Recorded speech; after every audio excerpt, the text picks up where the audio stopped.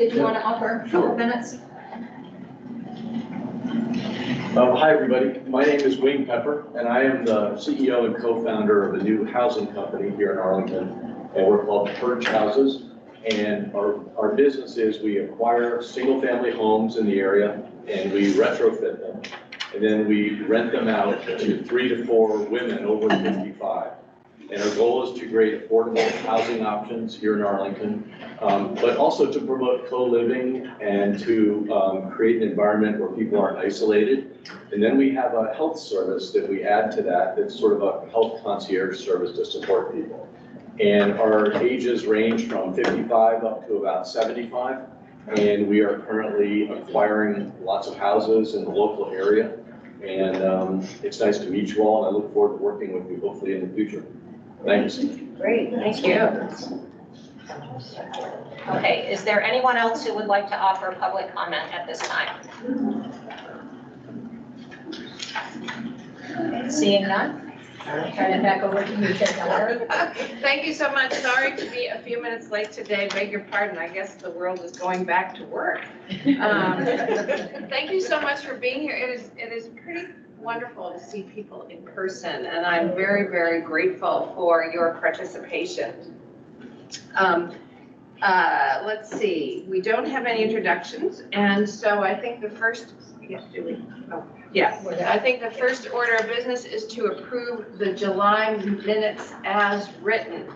Do we have any comments? Actually, the first thing we need to do is ask for a move to approve the minutes, and then we can take comments. So I move that we approve the minutes. Thank you, Roland. Is there a second? And Charlie, second. Are there any additions or corrections to the minutes as written? Hearing none from the those who are joining us remotely. Then all in favor of the minutes from July as written, to approve them, please say aye. Aye. Opposed? Anyone abstain? Yes. I wasn't there. Okay, Audrey abstained because she wasn't there. Okay, got it.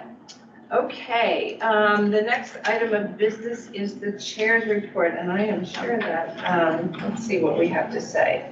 One of the first things we have to do is to take a look at a letter that was distributed to you from the Northern Virginia Regional Commission on Deaf and Hard of Hearing, submitted by Bonnie O'Leary. She's asking for a letter of support for a grant that she is writing.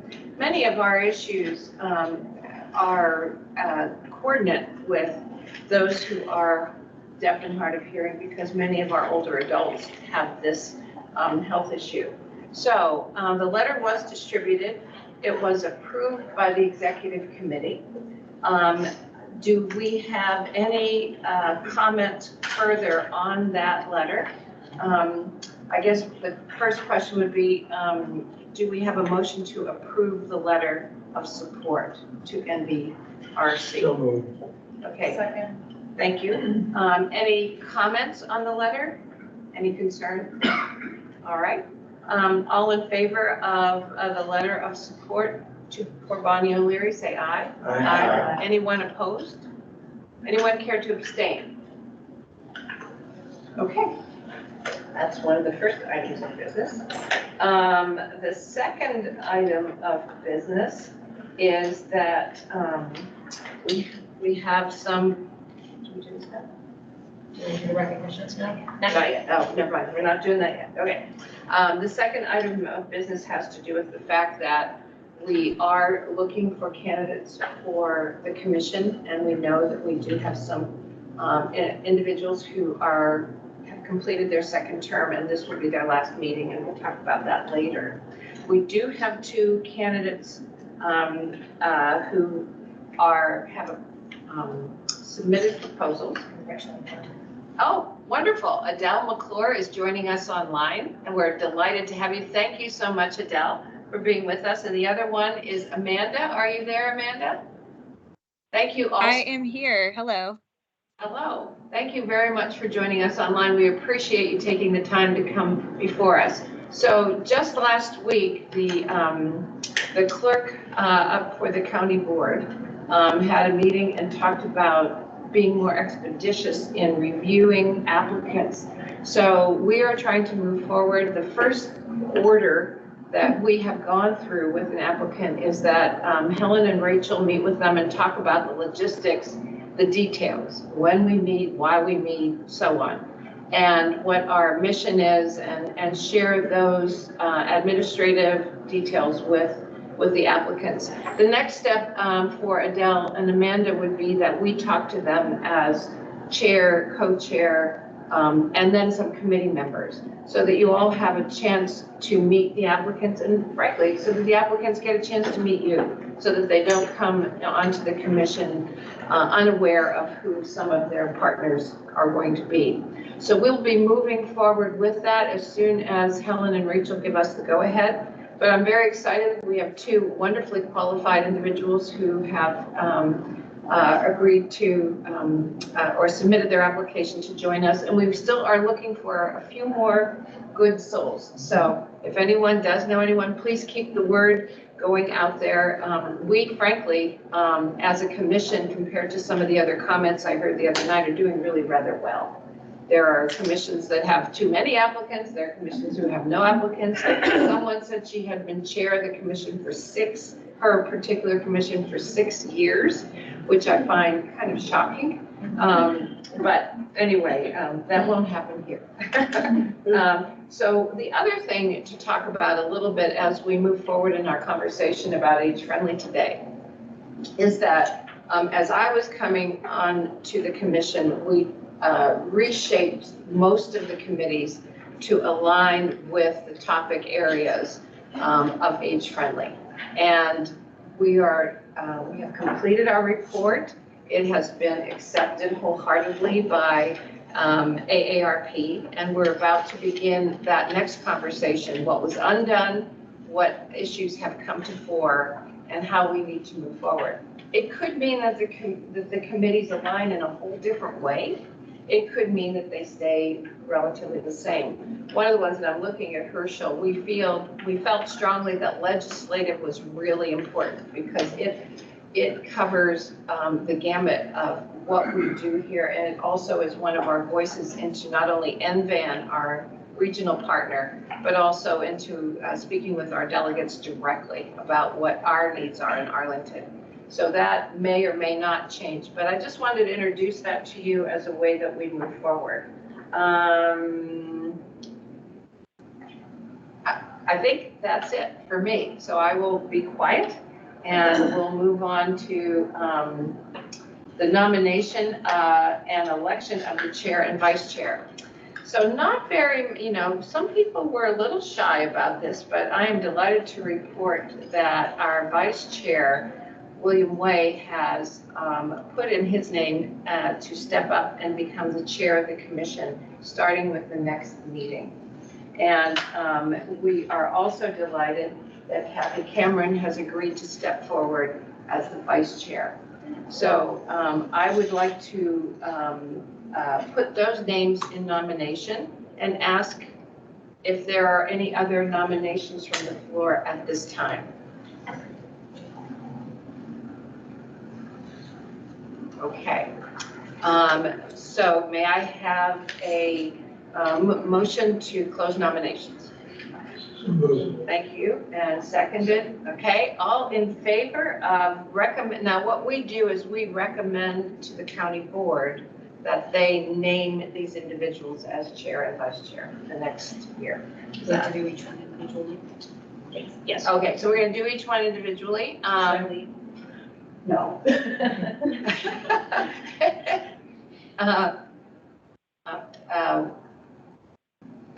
Paul is saying he can't hear it. All right, so we're going to vote first on the chair. All those in favor of recommending that the county board name William Way as chair of the Commission on Aging beginning in October for the coming year, say aye. Aye. Aye. Okay. All those opposed? Any abstentions? All right, I think William is our recommendation going forward to become chair. Now,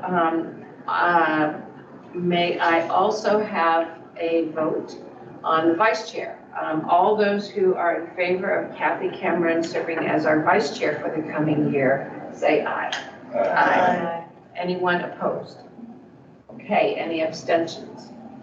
Okay, see what you were saying. We are delighted. William is on travel.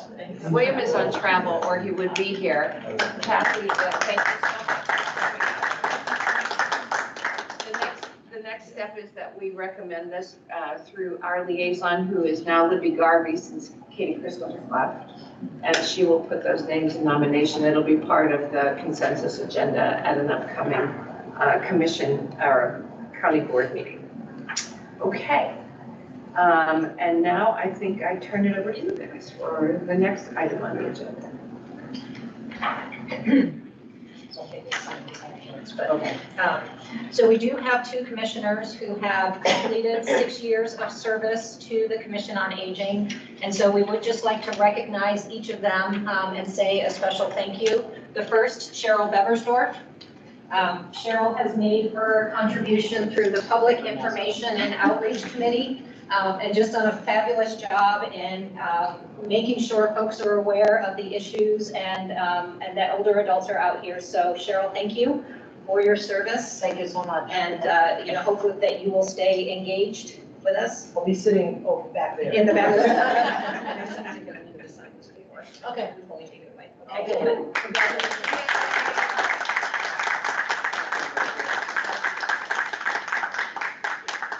And I'm going to get my exercise this morning because the other commissioners on the other side of the room, I should have planned that better as I was laying out the cards this morning. But Herschel Cantor is also completed 6 years of service. And he has done a fabulous job, especially with the legislative committee and just making sure that we're reaching out to our elected officials and raising the issues for older adults in Arlington. So Herschel, thank you for being with us and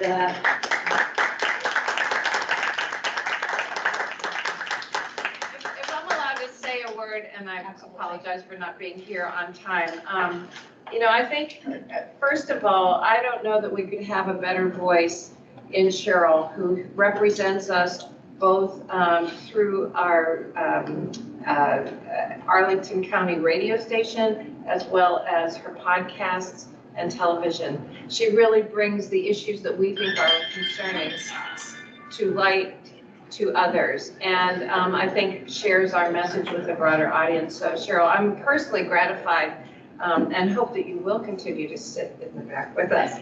And so thank you so very much. Thank you. That's kind of where I started, so it'll be. You can always come back to, there is a little wait period. Right. And Thank you. as far as the guidance on leadership among the legislative and elected community, Herschel, I don't know of another person who is more in touch than you are on behalf of us and our issues. And I really appreciate your steady guidance and gentle direction that you've given me from time to time when I've been a little off base. But we really appreciate that and hope that you also will stay involved with us in the various other capacities. So thank you so much, sir. And I know you have been working with Roland and also Anthony as your successors, and Cheryl's been working with Carlos. So I know we're in good hands, but we sure will miss you. So thank you both so very much. Appreciate it.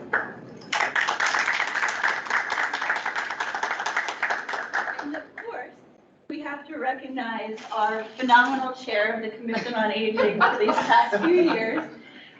Since William's not here, we can share all of the hard work that Linda puts in behind the scenes, many phone calls and texts and emails, and she has just been such a strong advocate for the Commission on Aging, for older adults within the community, speaking at county board meetings, meeting with the county board, speaking at budget meetings, and you do it with such grace. She led this commission through the pandemic, such a shift to virtual meetings and then hybrid meetings, recording meetings. You don't have to record meetings, but just your grace, your leadership, your compassion.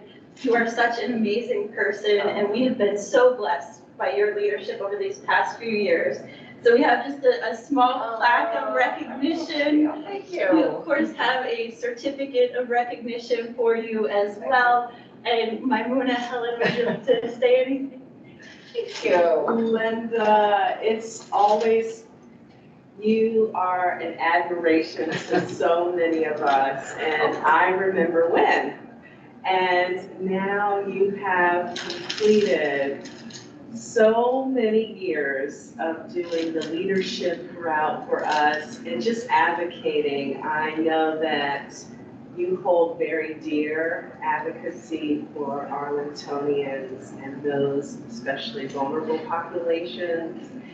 And the transition that you made from being the executive director of Culpeper Garden to serving in your capacity with the commission was seamless. And all of the things that you advocated for with your role in Arlington County just fit so nicely into the role of leadership of the Commission on Aging. So on behalf of the division, Arlington County DHS, we thank you, sincere gratitude. You have left a mark, an indelible mark. Oh, dear. An impact. Oh, dear. So thank you. Yes, you have.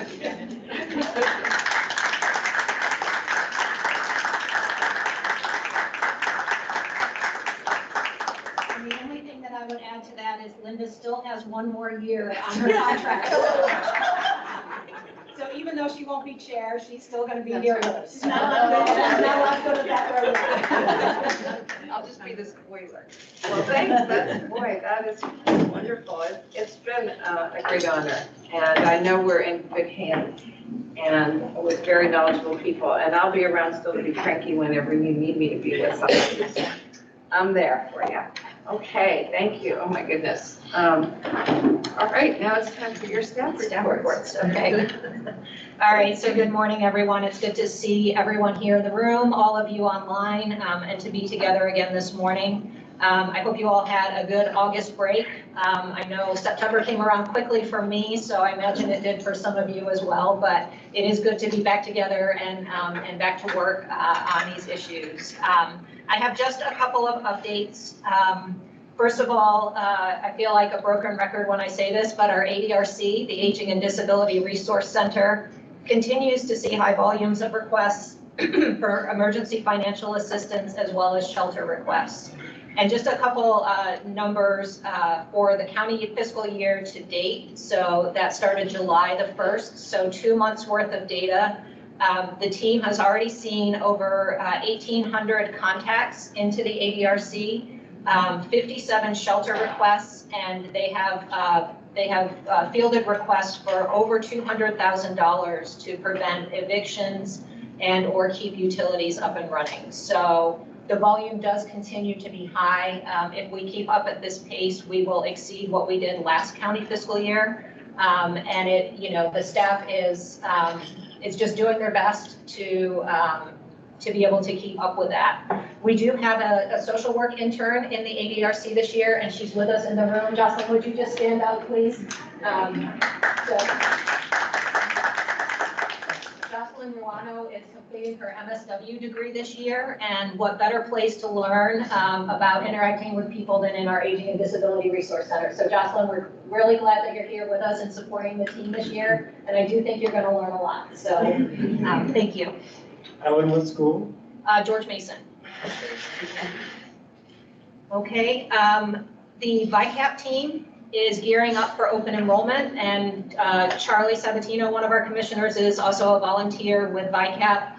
Mike Schuster is here from the Alexandria Commission on Aging, but he is a VICAP volunteer for Arlington, so yay, Mike. And so open enrollment begins October 15th and goes through December 7th. This is the busiest time of year for the VICAP team, and they are very busily planning where their outreach events are going to be, where they're going to do events in the community to really connect with our hard-to-reach community individuals and make sure that they have equal access to the free counseling that is available through VICAP. And so, just really excited that that's on its way, and extra graces will be asked for the VICAP team starting next month. So they are very, very busy. We have 2 more farmers market pop-up markets for the rest of this season. The first one is this week, September 21st at Hunter's Park. We have about 20 people signed up to attend the farmers market, and we all know that a few more people will show up, and so excited to do that. And then our final one will be October 19th at the Carlin. And so this will be our first time at the Carlin, and just excited to bring the pop-up market there to that community. Can I ask you a question? Do you need any volunteers? Always happy to have additional volunteers to help. They have been running for about an hour. They start at 2, I think it is. So 2 to 3 at these communities. If you want to come out, just reach out to me. I'll give you more details. Okay. And then the last update that I have is I'm sure most of you saw that the state budget is finally passed, and the governor did sign it. Which is great news. That means the additional $700,000 that was allocated for the agencies on aging across the state, sorry, across the state has been approved as part of this budget. We don't know exactly how much additional funding we'll be getting this year, but just very excited to know that there will be some additional funding coming to support the agencies on aging. And I believe that is all my updates. Are there any questions for me?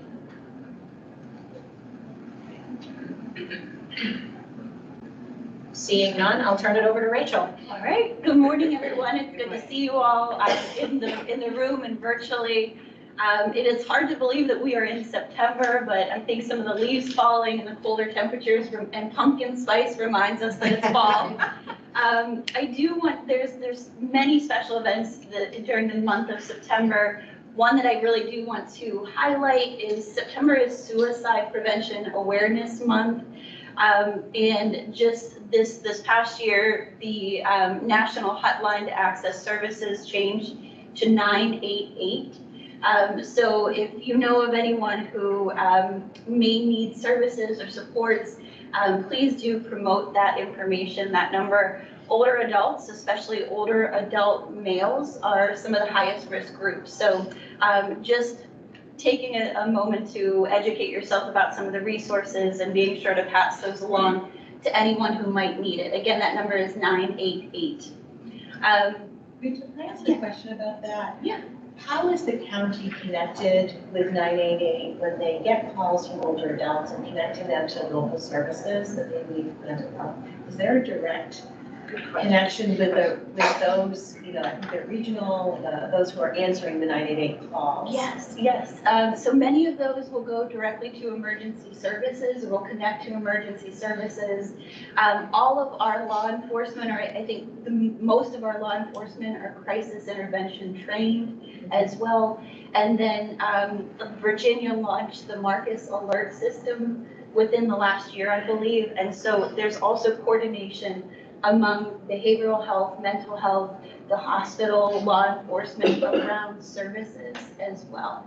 And then one highlight that Arlington and we can share some information about this, but Arlington just launched the mobile outreach support team. And that's that, law enforcement, police were the ones who were often going out to many of these mental health emergency calls. Mm-hmm. There now is a mobile outreach support team that we can actually invite the team to speak at a future meeting. But that's a local initiative, and we can share some information with everyone after the meeting. Please. That's a great question. Thank you. Something else that's really exciting is the Housing Choice Voucher Program, or also sort of known as Section 8. The waiting list in Arlington opened September 13th. It lasts through September 23rd. I think as of Friday, there were already close to 12,000 applications. Now, this is a federal program, but we really are encouraging Arlington residents to apply. So anyone who might have the local housing grant, somebody who might really benefit from this program. It is an online application. It's very brief, but we're really encouraging everyone who might qualify to apply. It will then be a lottery system where 5,000 individuals will qualify for a voucher.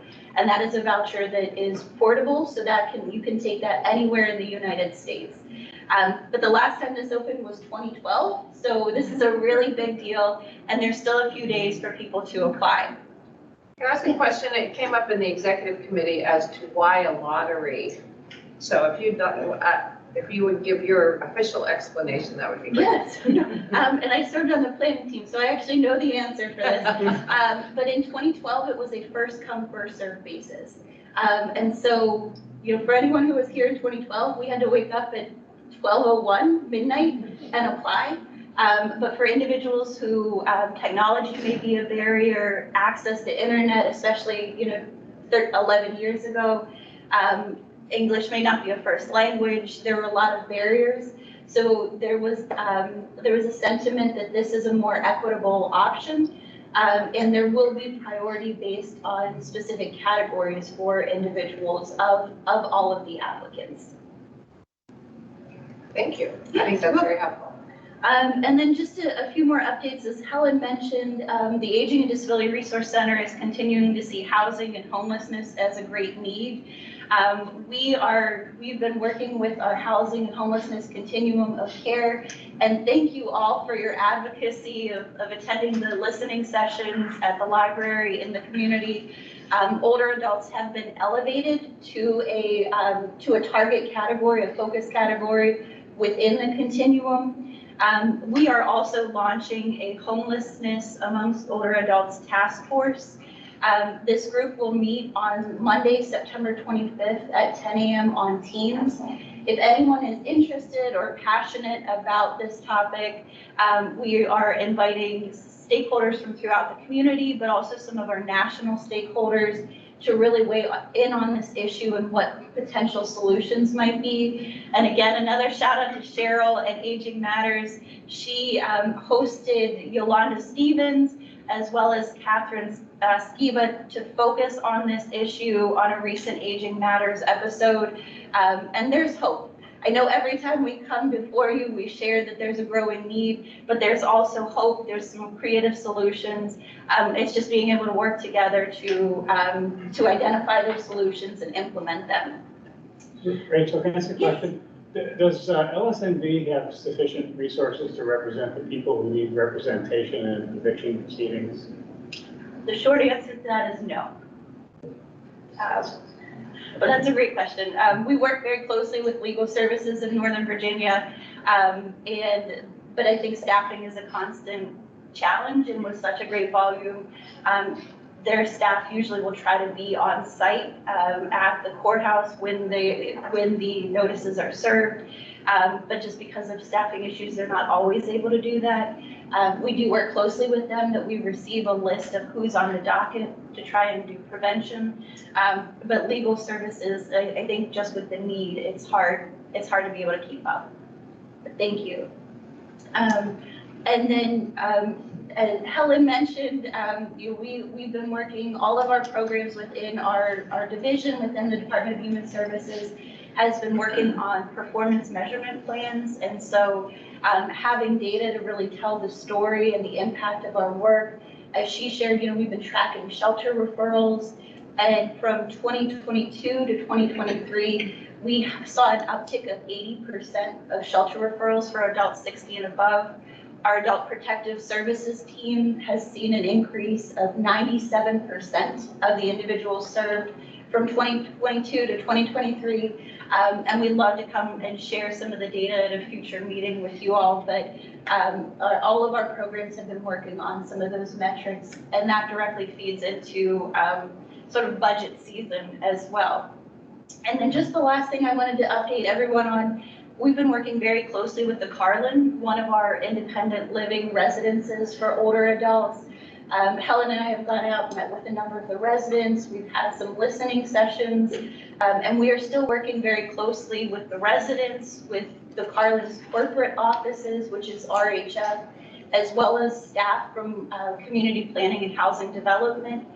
But we still have a need for someone to serve on a resident council at the Carlin.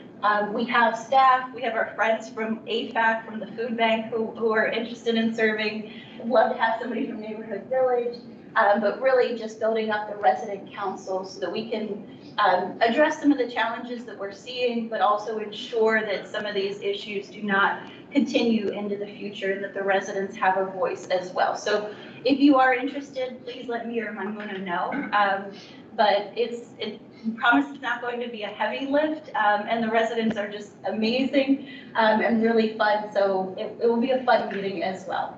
But those are the updates that I have, so I'll turn it over to Maimuna. Thank you. Good morning, everyone. It's so good to see you in person. I know it's been forever, and I see some new faces. It's really good to be here. Thank you for all you do. Just a brief announcement. Rachel mentioned the Carlin, and some of you know from history, the advisory council is the model that we're going for the Carlin. And so if anyone is interested, I definitely think that there is a need. They have had long-standing issues with the management, and they're an underserved community. And as you know, the ombudsman program does not cover, our senior residences. So they're in dire need of representation, and I do want to lead the charge. So please let us know if anybody's interested or anybody that you know would be interested in serving. Maimuna, can I ask a question? It's a residents advisory council, but you're looking for community members. Yes. So is it more of a community advisory council or a blend of both of them? It's a blend of both. Okay. Yeah. Blend of both. So, but thank you for the question, Joe. In terms of aging and disability services, it's very active. There's never a shortage, but for our community service board programs, which entails developmental services, the RAPT program, and the senior adult mental health program. So for the developmental services, we're very excited to launch a grand opening of a net zero home for individuals with exceptional medical and support needs, 1212 Irving Street. Anybody familiar with 1212 Irving Street? Maybe even living in the community. We'll have a grand opening on September 28th. It is invitation only because of space limitations, but we will be opening it up for tours on September 28th, and the tours will happen between 9 and 10 a.m. or 11 and 12 p.m. So we'll be able to provide that information. But we're very excited about this launch. And we also have our RAP program. There's been some transitions with leadership, and I'm pleased to announce that Shandia Johnson, Dr. Shandia Johnson, who you all know, has stepped into the interim program director position for RAPT. We had Alice Stryker retire on June 29th. And so Dr. Johnson is learning and supporting the RAPT team.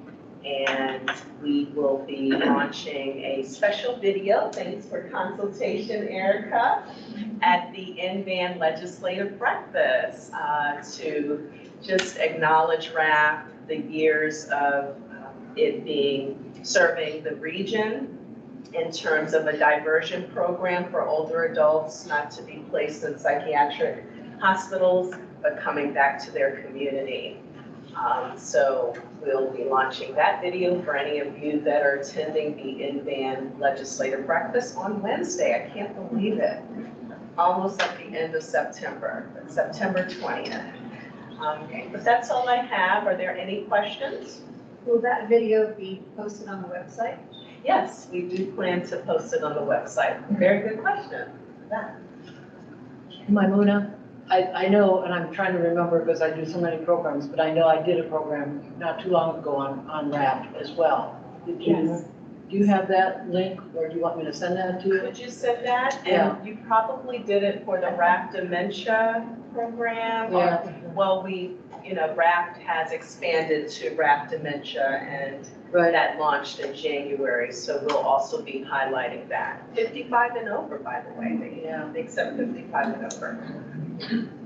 I'll send that to you, because I'm pretty sure I had Shandia as my guest, and I remember her differentiating the different kinds of programs. It might have been Sydney Blankus. Yes, it was Sydney. Yes, Yes, yes. okay, well, I'll send you the. Okay, the thank link. you. Thank you Okay. for the reminder. That's all I have. Thank you. Great, well, RAPT has been a great program. I served for a time at CSB, and they are very loyal to the program, and it does help to keep people out of an institutionalization. Thank you, and look forward to that at the end breakfast. Okay, any other comments or questions for Helen, Rachel, or Maimuna? All right, seeing none, we are going to begin a discussion now of looking at next 5 years at AARP's age-friendly and what we think we want that to look like in Arlington, Virginia. And the leadership of Cynthia Davis and Erica has been paramount to our success. And I just want to acknowledge that their work in this area has made us look really good. And we're very, very grateful and look forward to their leadership in the coming years. They are looking to have more of us involved in some of those roles, but I will turn it over to them now for kind of a recap and a look forward. So, I don't know if you can hear us. That I don't know, one of the- Do you want to sit? Why don't you want to sit here? Yeah, oh, good. Yeah, let me Can't move see. Yeah, that probably makes sense. Or I can. It's usually looking at the post. I know. Whoa. Perfect. Oh, all of a sudden I'm full day. There, you know, it could happen. Well, there was 25 years between my first term and my second term, so you never know. Have you never know? You never know. So, I'm going to, we have some slides. the slides, you ready? Slides. And, I'm going to sort of lay the ground, and then Cynthia is going to do the action part. So Cynthia's going to give the marching orders and how this relates to. Marching suggestions. Marching suggestions, how this relates to all of our communities. So basically, what I wanted you to know is that the whole concept of age-friendly, first of all, it's a global concept, and it was started by the World Health Organization. So you might hear a lot about WHO, but here in the United States, it's administered through AARP, and they have what they call the NAFSC, the Network of Age-Friendly States and Communities. So, but before I go further, I wanted to say a word about the word age-friendly. ARP also talks a lot about livable communities. And if you go on their website, you'll see they're almost interchangeable. They have lots of pages on livability. They have lots of pages on age-friendly. Livability is a word that kind of has a broader appeal to it. And recently, when I was working with the Disability Advisory Commission, you know, they kind of prefer the term livability, and I think that would be true of some families with children and so on. So just something to keep in mind. You know, here, this is not a new concept for Arlington. We've had an age-friendly, an elder readiness task force.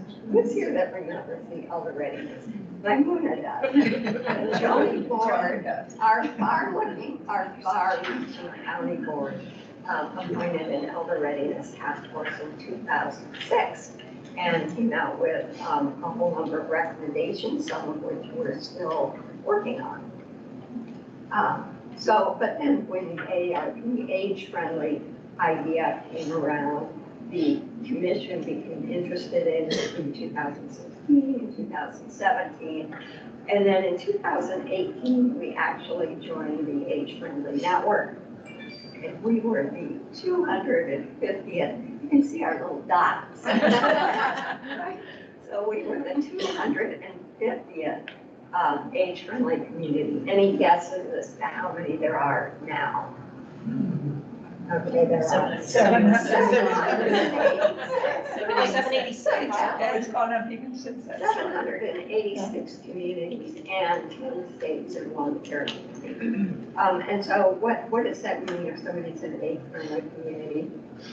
I'm just going to read this quote here. What it means is that the community's elected leadership has made the commitment to actively work toward making their town, city, county, or state a great place to live for people of all ages. And ARP really puts some muscle behind that. They have all kinds of webinars, resources, and they have a point person at the state ARP office and so on. ARP also has an age-friendly index, and so that's how do we score on age-friendly and livability features. So anyone want to guess what our score is? So I'll just tell you. So our score is 87. Yeah, not 87, 667. Now, if you got 67 on your math test, you wouldn't be too happy, but actually 67 on the age-friendly score is really not bad. And anything over 50 is not bad. And really, we would be much higher, but what pulls us down, it's our, well, you already know, it's our lack of affordable housing that pulls us down. Otherwise, I think it would be 87. So there you have it. So next slide. Sorry. Can you speak up just a little bit, Erica? We're having a slight hard time hearing you. Yeah, I think it's these columns. Yeah, the columns, yeah, The yeah. columns. The microphone is that long bar Up there, on the ceiling. straight up. Oh.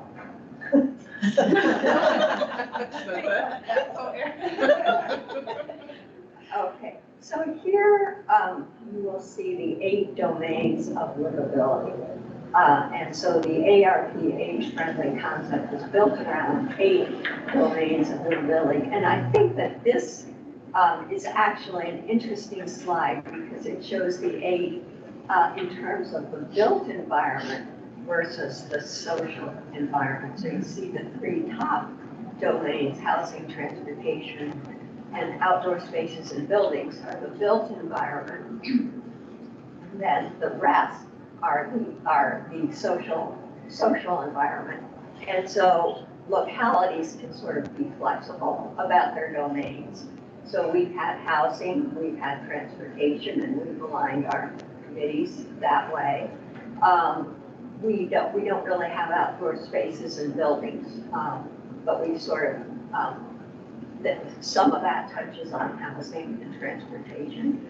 And then for the social environment, we've kind of combined a couple of these areas, so respect and social inclusion, social participation, civic participation. So many of these are in links committee. And then, of course, we have our PIO for outreach and public information. During the time that we've done age-friendly, we created the long-term care committee, and so that didn't get really in on the ground floor of planning, but it is in there, and some of that got sort of deviated a little bit during the pandemic, so we might want to look at that one again. So this is going to be up to us in the next 5 years as far as how we want to fashion these domains and align them with the committees.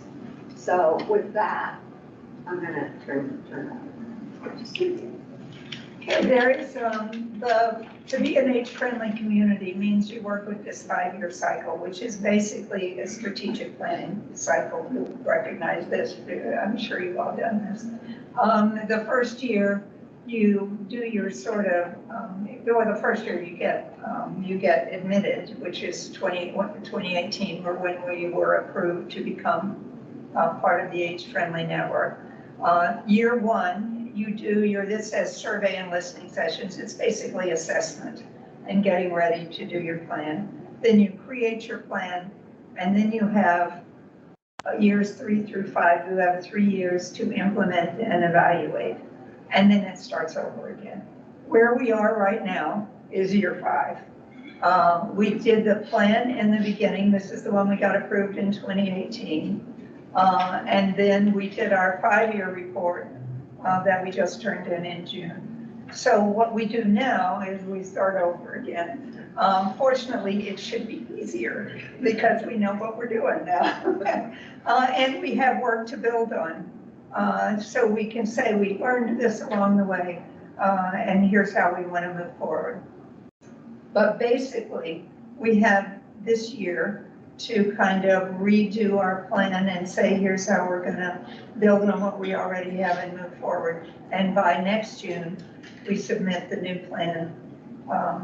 And we don't stop working. We keep moving forward, but we submit the new plan to move forward. So next slide. So what you will need to do, this is work, but it will really pay off in terms of focus and movement. I think you'll find as you work in your committees, it will help you decide what you need to put your attention on during the year. And I want to stress this is a strategic planning thing. You can change as you go along. You can set these goals and then say, wait, that didn't work quite so well. And if you look at the 5-year report, you will see that is exactly what we did. We said, and sometimes we couldn't do that because of the pandemic. Sometimes an issue came up that we had not expected. So think of this as flexible, but still a way to structure your work as you move forward. So as you go back to your committees, the first thing you really will want to do is look at your section of the original plan, and especially these little charts that said goals and objectives, tasks and timelines. Look at those and look at the 5-year report where we said, how did that work? We did this, we didn't do that. And have that discussion about what worked, what didn't, what did we miss that we should have thought of. So how should the goals and objectives change? You always want to start with the goals and objectives before you start checking off dates and deadlines. Remember that a goal is the broad outcome that you want. So it might be, for example, to get changes in policy, positive changes in policy in a particular area. The objective is the measurable way that you're going to move forward to that. So if your goal is the change in policy, the first objective might be to make a list of what are the ones you need to change. And the second one might be which groups do we need to engage with to do that. And then once you do that, you'll be prepared to start doing deadlines and timelines. So think about those first. As Linda pointed out, you want to think about how is this committee structure working for you? Do we need new committees, different committees? The commission reorganized to around the domains and formed the committees around the domains. You might say, we have had an awfully broad thing, we need a subcommittee, or we need to split into 2 committees, or these 2 committees need to work jointly. So you might think about recommendations in that area as well. Then I think you want to think about what kind of issues came along that you had not expected. That I think in the housing one, missing middle was starting to come along, but I think they were maybe quite prepared for what it was going to look like or how it. So are there other things on the horizon that you may see coming? Like the issue of homelessness. Exactly. Both for your committee, are there things that are going to become really, really important? And long-term care committee actually is now one of them that we didn't foresee, but now you need to do the same kind of thing. And then there are overarching issues that everyone might need to think about. Housing might want to think about the homelessness issue, but it may impact some of the other groups as well. When the age-friendly group talked about this, among the overarching issues or the emerging issues that they suggested might arise, or well, climate change, is it going to have an impact on, say, transportation or health or some of the areas? Emerging technologies, are there changes in technology that will make it easier to do things, harder to do things?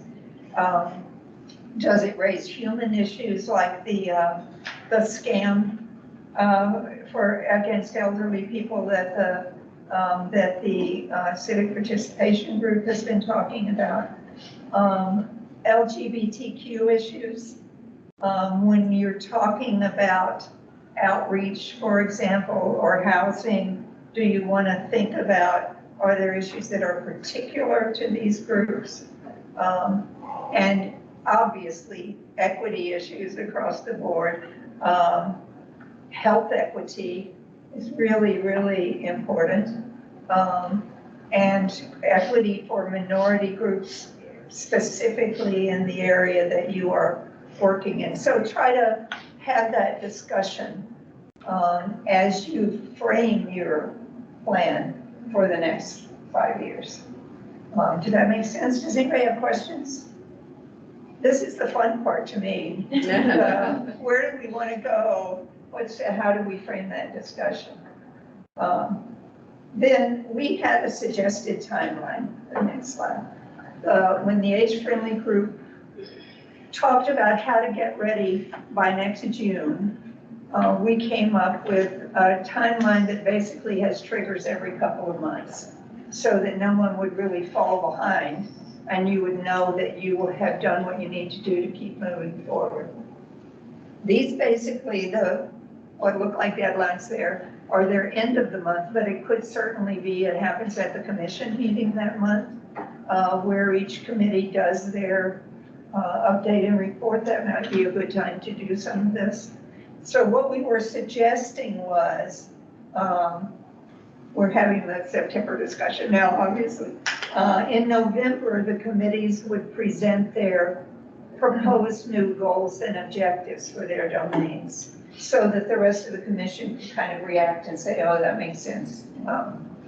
By February, having done your goals and objectives and kind of nail those down, you would start on the draft of this chart, revised. We're going to look at that and see if we can simplify it a little bit for you but basically, this is where you say, here's our goal, here's our objective. Now, here's the actions, the tasks, the deadlines, the people that would be involved with us, the people we'll need to work with, and what's the result we expect to come out of that. That's your outcomes. Okay. Then, I should have brought my glasses up here, shouldn't I? Then, after, yes. Then in April, thank you very much. In April, you would have your complete draft plan with the goals and objectives, the tasks and the deadlines, and the outcomes from every committee. So we have the overall plan for discussion for the commission to discuss. And then in June, we get that all whipped into shape and we submit it. In May, the commission would approve it. We think the county board might need to approve it, but the chair will check on that and see if they need official approval or if our liaison can basically sign off on that on behalf of the board, since we're in a continuing cycle. So do people have questions about process or, as Erica said, we want to be clear that the age-friendly task force is not the maker of the plan or the owner of the plan. We're process people. What we're here for is to make sure everyone just kind of knows what they need to do and keeps moving forward. The commission is the owner of the plan. And the commission committees are the ones who design it and do the substance and do the implementation and the evaluation. What we do is we help out and we make sure we're doing what AARP needs. that we're meeting their deadlines, that we send things in for approval, that we send resources to you where we know AARP has them, that we are a resource group for you. We have on the Age-Friendly Task Force a liaison to each of the committees. It's usually the co-chair, but whoever the committee, whoever is appropriate, someone sitting on the committee who's willing to be part of the task force. So we make sure that we have that connection. Okay, questions? More just a comment again, thank you so much, Cynthia and Erica, just for your leadership and how much work you have poured into this. And I think the timeline for May is ideal. You know, May is also Older Americans Month, and one of the things that we did back when the plan was initially approved is at that time myself and at that time Chair Feaster went before the county board to share an update, and so we can look at May tying into Older Americans Month, really being an ideal timeline for a presentation to the board. Yeah. Yeah, Audrey. We've talked about this before because I actually sit on the committee task force. Whatever we are. Whatever we are, and I'm not actually sure I'm a representative for housing or I can't remember, but I'm there. You are I'm currently. participating fully. But we've talked about this as being a county plan because the county is the community involved here. Do we want to involve any of the county commissions, like the Housing Commission? Would I go to them and ask them? Because I was at their meeting last week and they do talk about older adults. And so they do have a stake in this. That's a really good point. Thank you for that. Not only, obviously, we work with AAA and but this is a plan for Arlington County and so that's one reason you identify your partners in your plan and things. And yes, I think absolutely you should see if there's a chance to make a presentation or ask for input from the appropriate other group. And also when you do your plans, be sure you include outreach as part of what you're going to do, and also to other community partners, to Arlington Neighborhood Village, to, you know, the other groups that have volunteers and involved that you could include in your planning and do joint projects with or outreach to. I think that's a wonderful question, if I may add on. Cindy Schneider and I went to the Housing Commission, so many years ago. So I think if you do work tangentially with any of the other commissions, it's a great place to also solicit information as you propose new goals and see how you can be in partnership or supportive of each other. So I think that's a great question. And one of the things, I'm sorry, go ahead. I was just going to say, and I'll just give an example of that. When we, back in 2018, and maybe Jim remembers this, we went to the planning commission. And Jim was there at that planning commission meeting. They said, wouldn't it be great if we had a universal design checklist? So voila, we put it right out into the plan. But the other thing I was going to say is, in terms of it being the plan of the whole community, is that includes the business sector too, the private sector. So we don't want to leave them out. And I think that when we did our path planning, that there were some elements of the business, bringing the business and the private sector in, and we don't want to forget that. Yeah, and I did not mention that you might want to look back at the path planning that we did as well, because some of those just fit what we were already doing, but some of them were new ideas that you might want to talk about. One of the things we noticed when we did the 5-year evaluation and writing up that report was how much better we had gotten at partnerships and outreach because of people working on these particular things. And I think you want to make sure that as you do your planning, you think very specifically about who are our appropriate partners. We started to have seats on the board with other seats on other commissions, or seats at the table in discussions and participation in other kinds of projects. And you want to make sure you find ways to make that happen. And as Erica mentioned, outreach to the Chamber of Commerce might be one of the things you think about, or other business groups. So those could be possibilities for funding too. Think about that as well. Cheryl. One thing that also I think that this commission probably needs to think about is really what the role of communication and information is. I mean, I'm going off the commission now, but for the last 6 years, we had this PIO committee, which had two objectives. One is getting the word out, whatever that means. And then the second, of course, objective is the community ambassador program, which, you know, is an entity in and of itself. But communication and information applies to every single one of the domains. So I think as this commission moves forward, what exactly does that mean? Is there a segment of communication and information that belongs to housing, to transportation, to health, to, you know, the PAIE or whatever that other committee, which I can never get the initials straight. But I guess I'd be curious to know what other plans throughout the country actually do in that particular domain.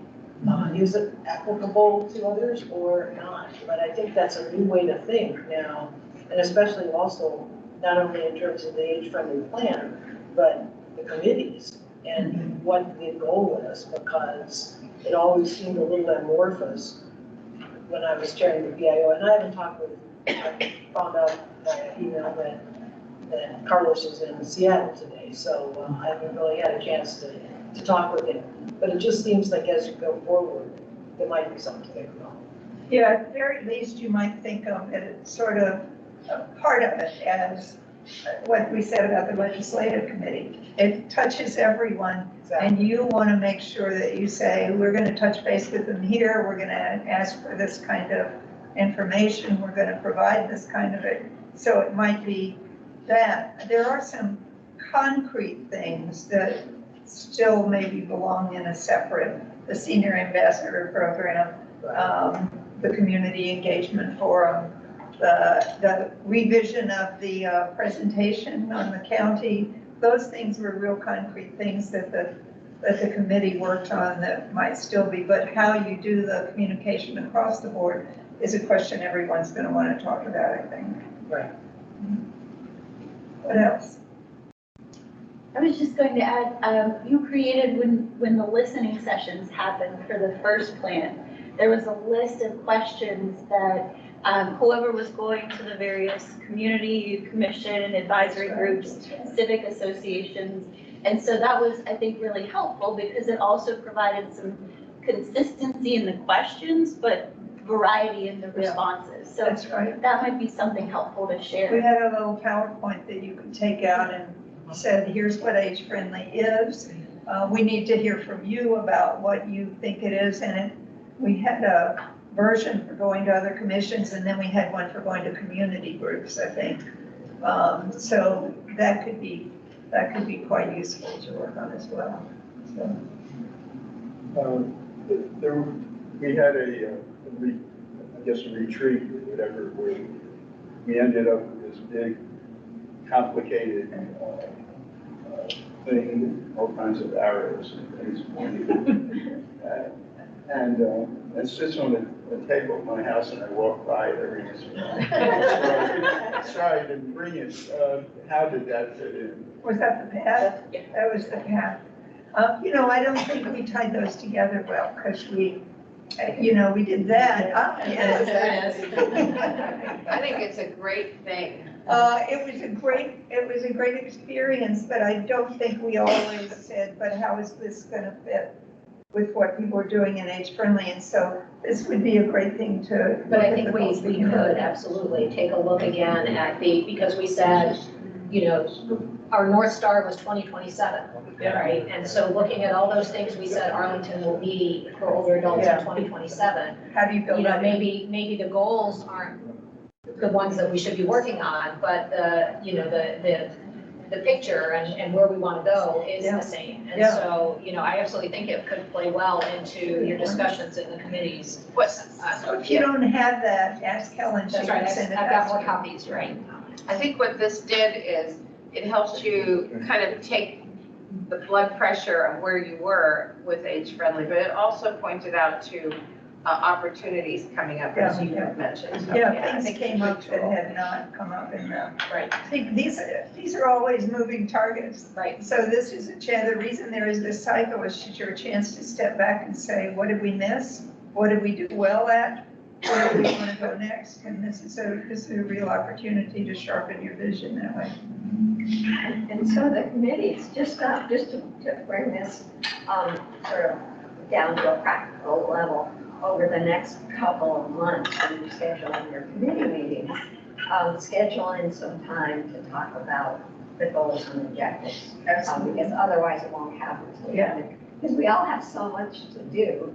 We're so involved in moving forward that we might forget to schedule that time to actually step back. Yeah, so if it's really what you want, it's by late November to have some draft ones that you're comfortable with, that you can discuss with people, and that'll be the first stage of moving forward. Kathy, did you have? Yeah, I'm just curious, you mentioned one of the domains, the health domain, maybe like expanding on that one in particular, because it's part of community supports right now. So is that something? It's called, that domain's called Community and Health, but let me tell you what happened. Okay. We didn't originally have a committee for it, or the commission had not put it on the, but when they talked about it, they thought there really is, there should be something. And there was the Destination 2027.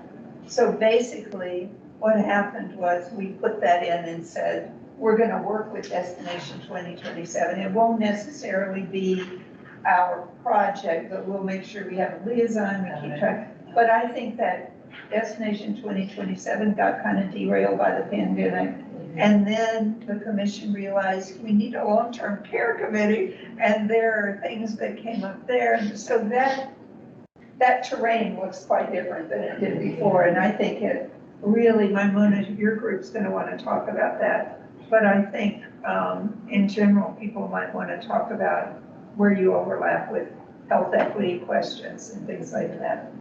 I don't think it was enough to hand it over to somebody else and say, we'll see how they're doing, so. Yeah, I'm also thinking about, partnerships, as you were talking about with like Virginia Hospital System and what they can do around health equity and age-friendly health systems, Yes. which is a growing trend across the United States. How do we influence the local health system to make it more age-friendly? Because that could be part of what we could include in the revised plan. Yeah. Other questions? Just occurs to me, we've talked about this a little in housing, but I don't think it belongs in housing, and that's the issue of food security. And could that end up being on the plate of health? Yes. Yeah, it's not like long-term care is to take on everything. There could be another, although if you want to. There could be another committee. That's one of the structural questions that Linda was talking about, William and Kathy will want to touch. Should there be a committee on health equity or health supports or something that is there more specific to what we want to do, and how would you frame that and who would be in charge of it? But that is really rising. I've taken it upon myself to do a little bit of homework. I'm meeting with Kate and some of the leadership at Virginia Hospital Center later this week. And I'm looking into PACE and also a couple other things, just neighborhood health, to see how, what our tools are for our older adults in Arlington. And this is just a personal exploration, because I have felt that was a need that we weren't hearing, especially as we hear more issues related to homelessness and healthcare. And individuals who are leaving the hospital system, and where do they go, and how are they being treated, and so on. So but anyway.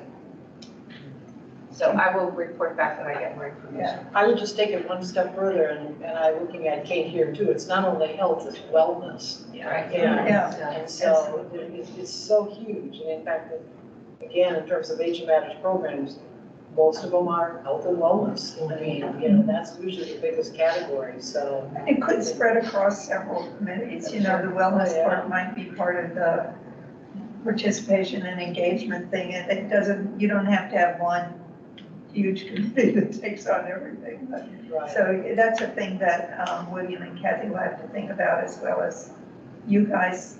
As you look at your goals and objectives, you might want to make some recommendations along those lines. And feel free also to say, we think this is important, but we don't think this is part of our committee. Because I think you can't take, bite off more than you can That's right. chew. Don't keep goals that, okay, been there, done that sort of thing. But we are in a whole different world post-COVID, as the population ages and we see more homelessness and health insecurity, food insecurity. So it's time to make that pivot where necessary. And I think that's a good point, Linda, because we don't want our eyes to be bigger than our stomachs. We all want everything done.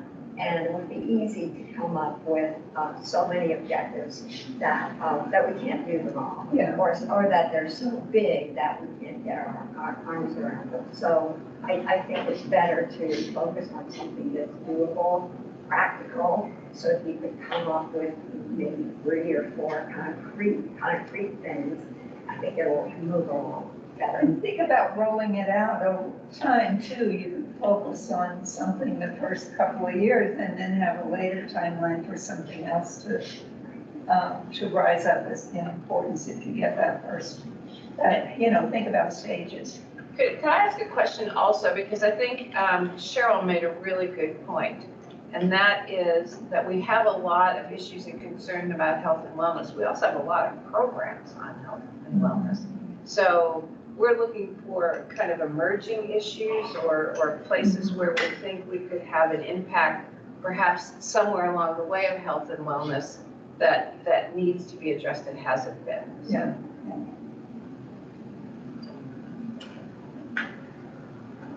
Okay. Anything else? You're all ready? All right, so the next steps would be that you will get out the general outline format and. Well, I'll work on that, but I think the committees can be working on their goals and objectives now.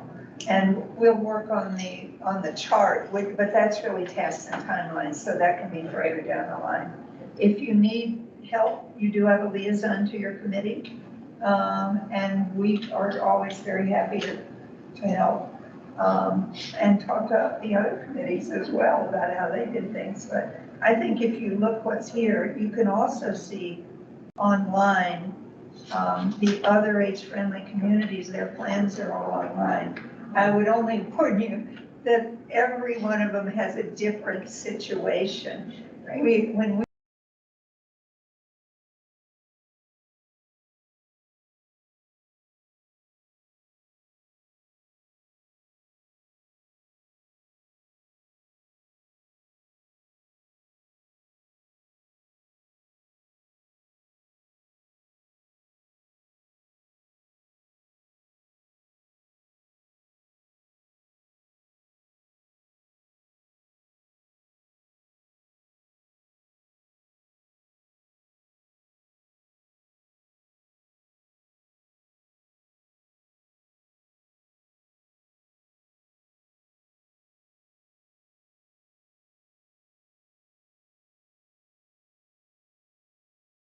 means you work within a framework that is much more supportive than a lot of these other groups, I think. Okay.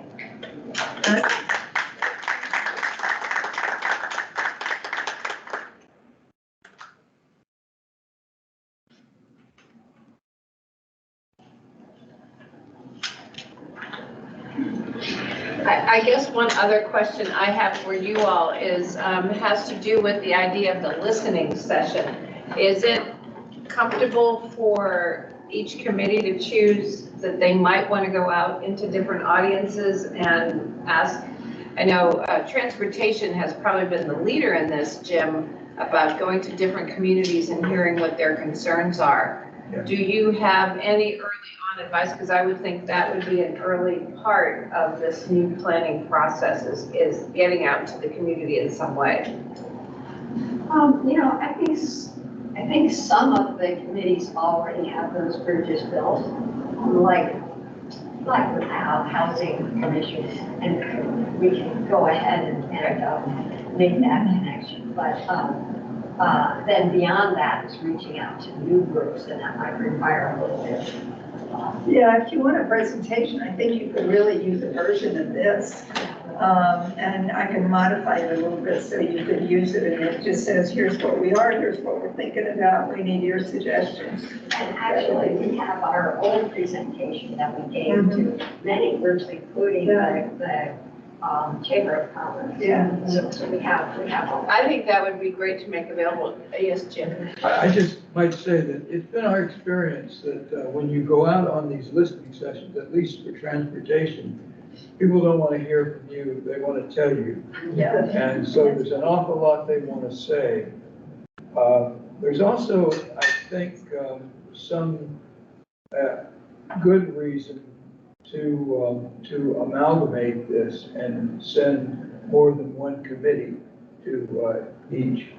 Because that's the other thing, you never know when you're going to get locked into the stage for an hour versus 5 minutes when they're finished with you. So, if you have more topics to talk about, that might work out better. Yeah, I want to emphasize that I think the commission relationship with fellow commissions is really a great one, but I think Arlington also feels strongly about going right out to the people we represent and making sure we hear from them. And I think, Jim, you're right. A lot of people just want to tell you what's on their mind, and it could be that, you're not stocking Cheetos in the vending machines. It could be anything, I but. would add one thought too, that the most difficult audience that we have to reach are the aging in place community. That's very difficult. And we have been able to reach them to some extent with the 55 centers. But even there, you get a limited audience. Yeah, and I think you will. I was going to mention that there are a couple of organizations in retirement that meet on a regular basis, and perhaps we can tap into them. But because many of those are folks who are aging in place. But I think that you're right. That's a very tough one. And I think the community associations are not going to be the answer to that either.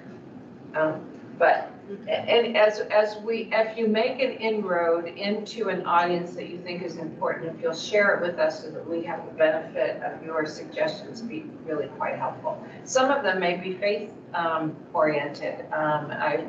I'm thinking of Brenda Cox at Lomax. She is an amazing person, has been having a program one Saturday a month for 20 some years. And I think they're going to be talking about fall prevention at this meeting. And her audience is much beyond just the church anymore. So we do have that opportunity as well.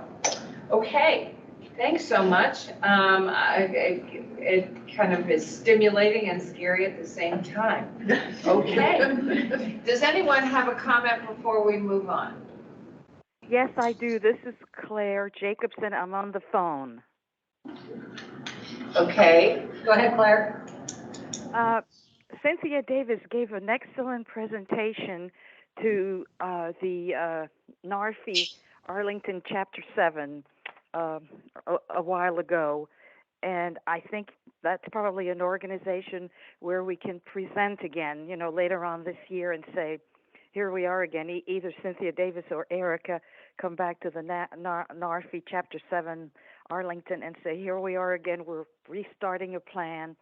Do you have any input? I think that would be one group that probably, because most of those members, including myself, are retirees and are getting older.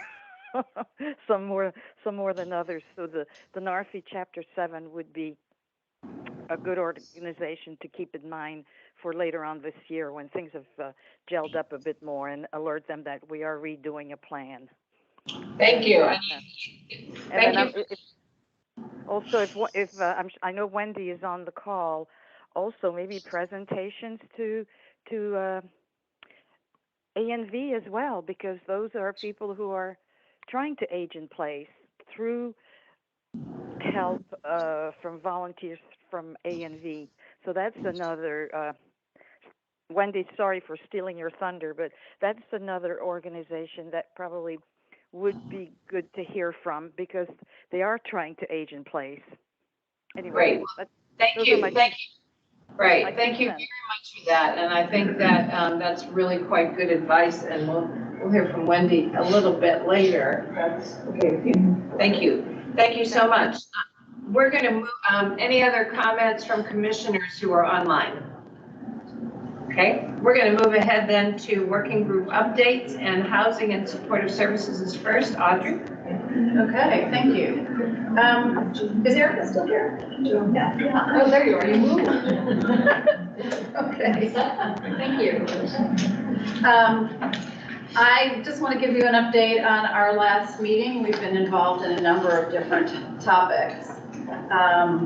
And the first on my list is universal design, which Erica's going to give us an update on. So if you want to. Sure, so I'll just make this brief. So as you know, and as I mentioned earlier, we've been working on universal design checklist for site plan, for the planning commission site plan review committees for new multi-family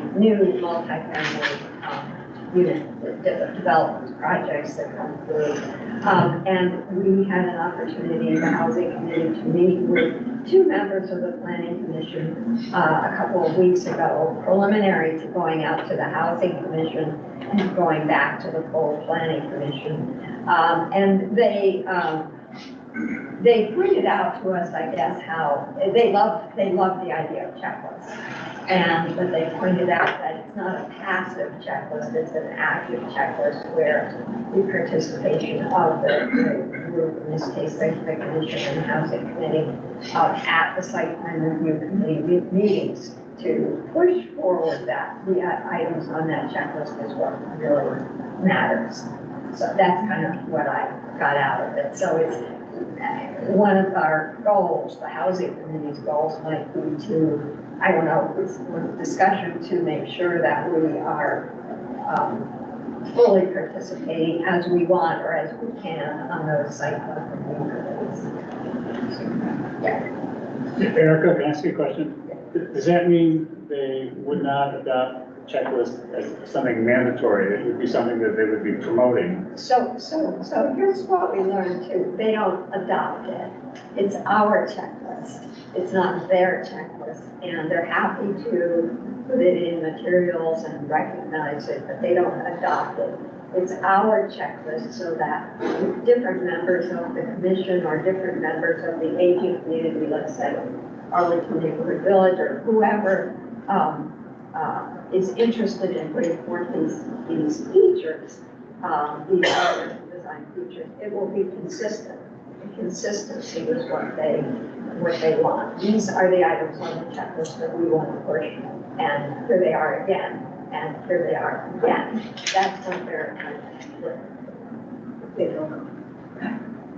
So for example, I'm going to be a role player here.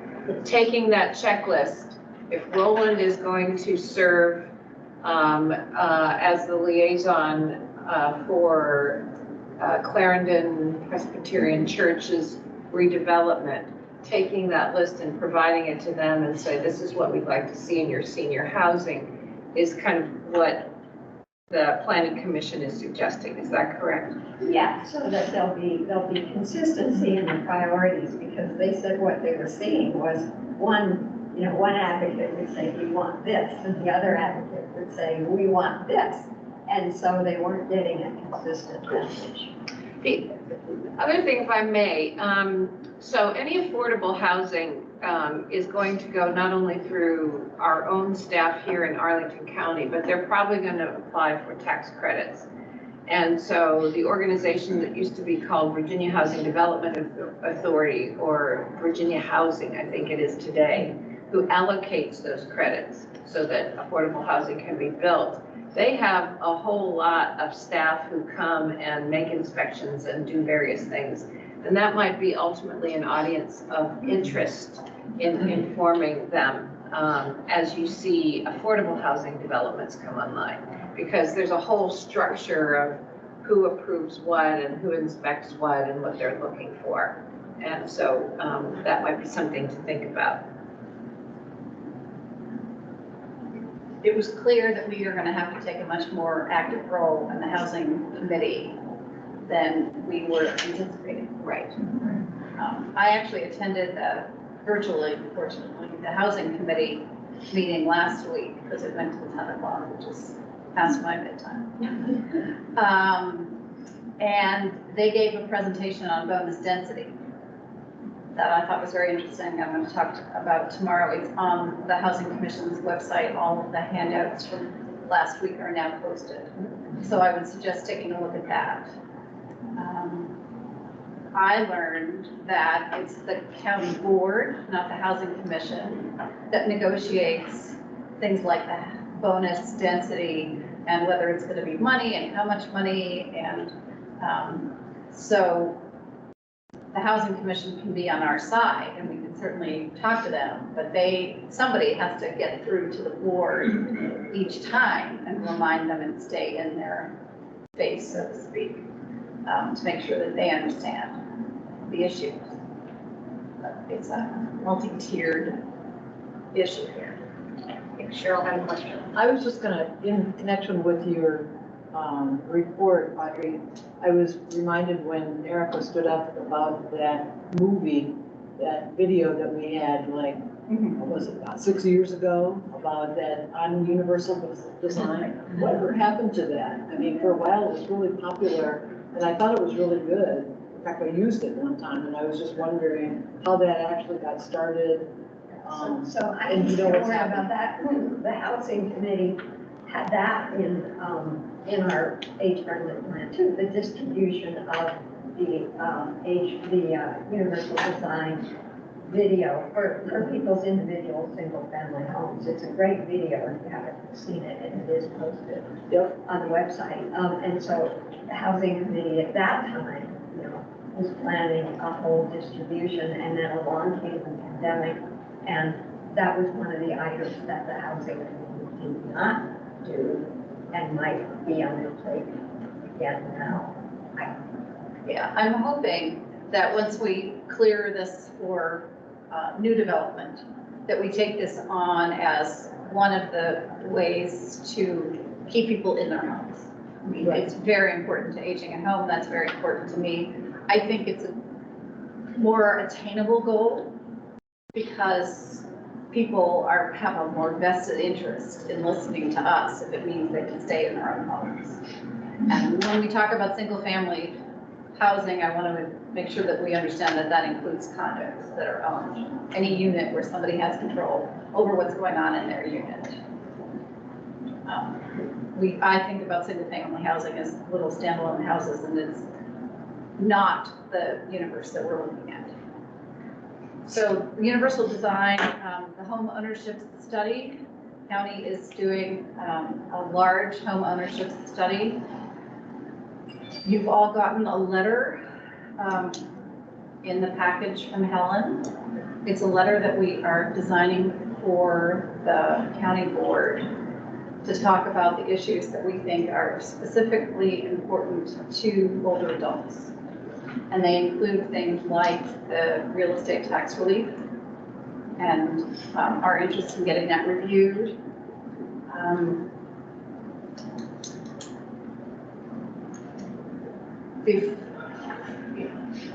I have a couple copies of the letter, but one of the things I would like to do today is go answer anybody's questions on the letter, see if we can get preliminary approval of it. Rachel also sent me a couple of comments late on yesterday. So they are not incorporated, but I think they're points that need to be incorporated. Does anybody have any questions on the letter itself? The points are, it's pursuant to the third goal, which now is the second goal, or the fourth goal, but anyway, it moves around. We have to get that stabilized, but they just changed the goal numbers last week. But it's a goal related to home ownership and tax relief. the feeling about tax relief is that most of it is waivers, full or partial waivers, which means when the house is sold, the money goes directly back to the heirs, to the estate. Very few, I want to say it was 26 were granted deferrals, which means that when the house is sold or the ownership passes to a different person, that money is recouped. And 597 were granted full exemptions. If that was reversed, more of that money could be used to assist more older adults in staying in their homes, if that money got reprogrammed that way. The average value of a home in the real estate tax relief program was $632,000. And that money is not taken into consideration with the real estate tax relief. They only look at income. If they could start looking at the value in the homes, and maybe set a ceiling, a floor saying, you know, below 200,000 or below 300,000, it would be an exemption, but to start looking more at using waivers. So that's in this letter. Condo association fees and assessments are increasing pretty dramatically in some cases, which is putting a lot of pressure on people with fixed income. And we're asking the board to look at whether there are ways to assist with that, and to provide governance, help with governance. A lot of people don't understand what the condo board documents say and what they're responsible for, and helping them with that. And also that reverse mortgages have become more popular and safer for people, and communicating that to older adults as a way also to stay in their homes. Does anybody have any questions on that before I go into Rachel's comments? Okay. Yes. Does the county ever combine exemption and deferral, say, you know, we're going to exempt half of it and we'll recover half? No, they do partial exemptions. But they just don't do a partial exemption and deferral. deferral. Yeah. Okay, it seems like it could be something we're thinking about, but I wouldn't suggest adding it to the letter. Yes, but we are hoping that they're going to do a new study and that we would at least be able to provide our input, and that's a good idea. Does everybody understand the difference in what we're talking about? Okay, good. Just wanted to make sure. We have been pushing for them to do a review. They said they're going to do a review in the next 5 years, and we're hoping it will be a lot sooner than that. The county paid out $5 million last year in real estate tax relief. If that gives you some idea of the scope of this. I was going to say, they paid out or they just didn't take it. Okay. Lost revenue. Lost revenue. Thank you. Now I'm clear. Okay. Rachel has 3 comments. One of which is that we said that the issue was not about purchasing homes, that for older adults it was about staying in their homes.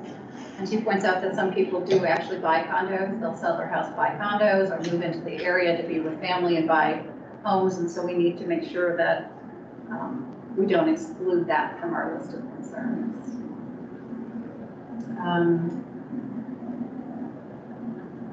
Rachel, do you want to talk about them? Because I haven't had time to look at them. No, that's okay.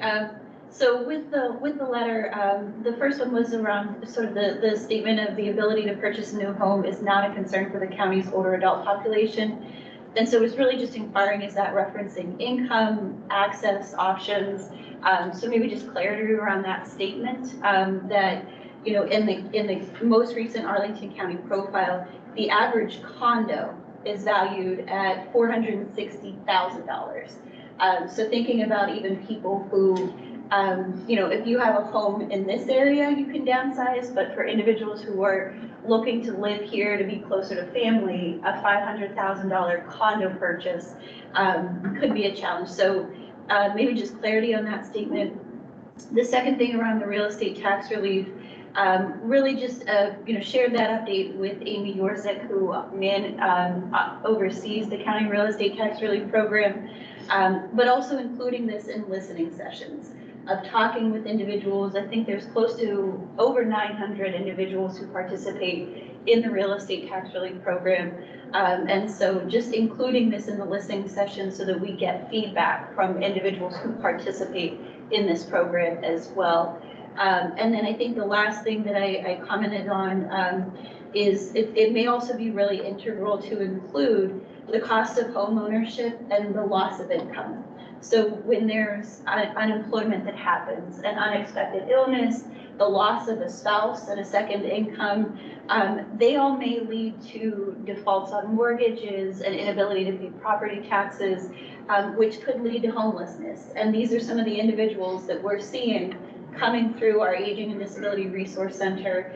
And so also just shared a few stats that I'm going to shout out to Michael Schuster, who we helped draft the Northern Virginia Aging Network background, but included just some stats on homelessness rises where individuals are housing cost burden.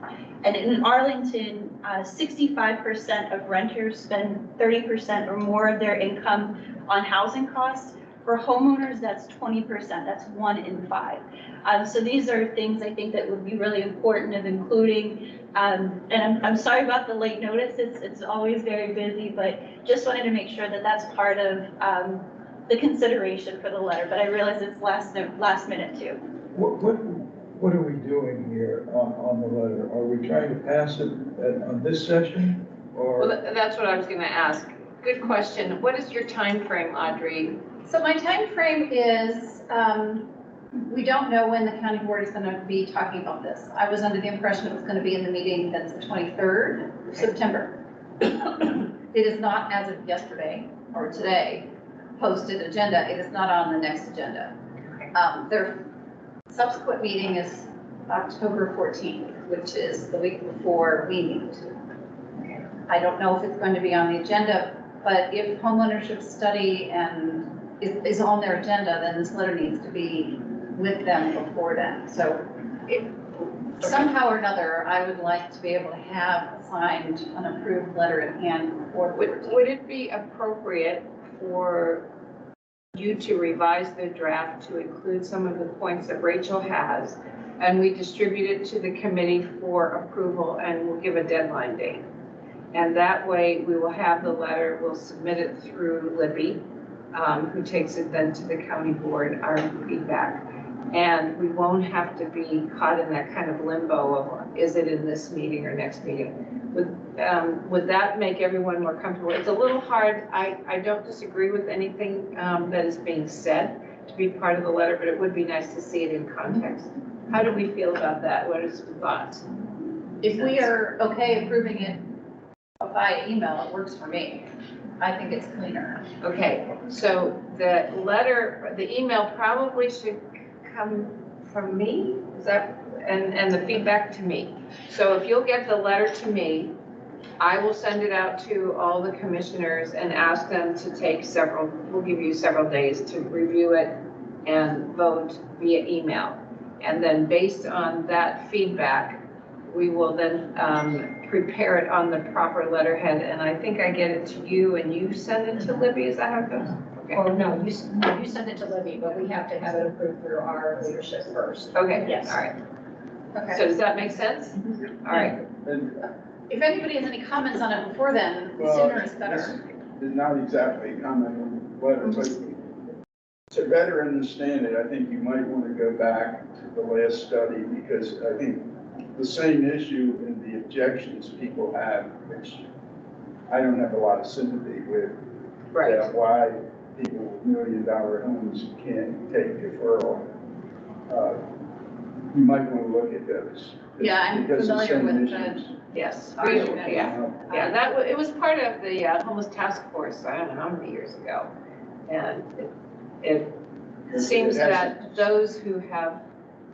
They want to leave it to their heirs, and I feel strongly that Complications about- subsidizing people with that much money over the people who don't have that much money. and That's right. and people, Just and something about worries me. mortgages and Yeah, and I, just mortgages. yeah, it's not a new argument. But but you might want to look at it. But I could look at it, Yeah, and it's I not a don't new wanna. argument. I've got a big house, if I can get deferral, that's a great thing for my heirs. And the one thing I Get an would question. exemption is a great thing, but the deferral keeps you in your home, which is what we're focused on. Exactly.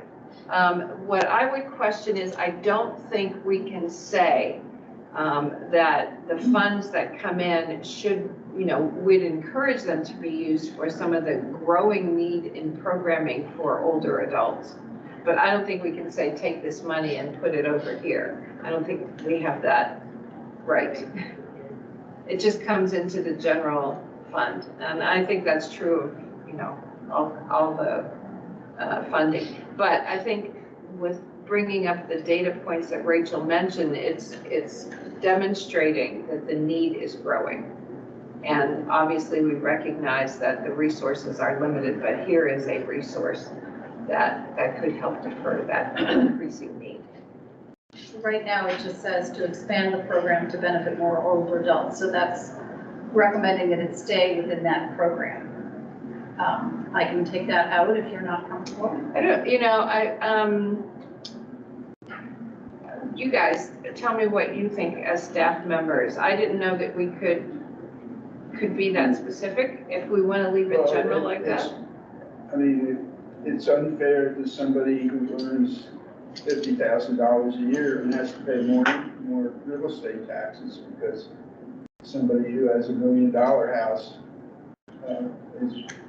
is getting But forbidden. that's not the point that she's making in the letter. I understand what you're I'm saying. just saying. Yeah, it's- we're all So with you. it's more than just, it's a basic unfairness, whether or not the money gets transferred to older adult programs or not, it is unfair.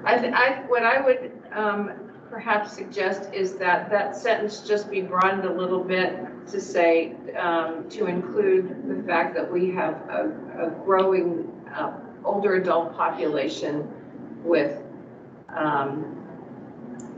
growing needs or something like that. But I don't think we can say, you take this money and you put it over here into those programs. I will broaden it. It's so good to see you. I can't even tell you. Yes. If anybody does not agree with this whole concept, please see me. You don't have to raise your hand in public. Well, you can vote no when we send the revised letter out. Well, there's other aspects in the letter you might support. Does anybody want to have that comment with Audrey right now? Give her the benefit of your thoughts. And the last thing we've been working on is pushing for more affordable assisted living. And that's going to mean working with developers.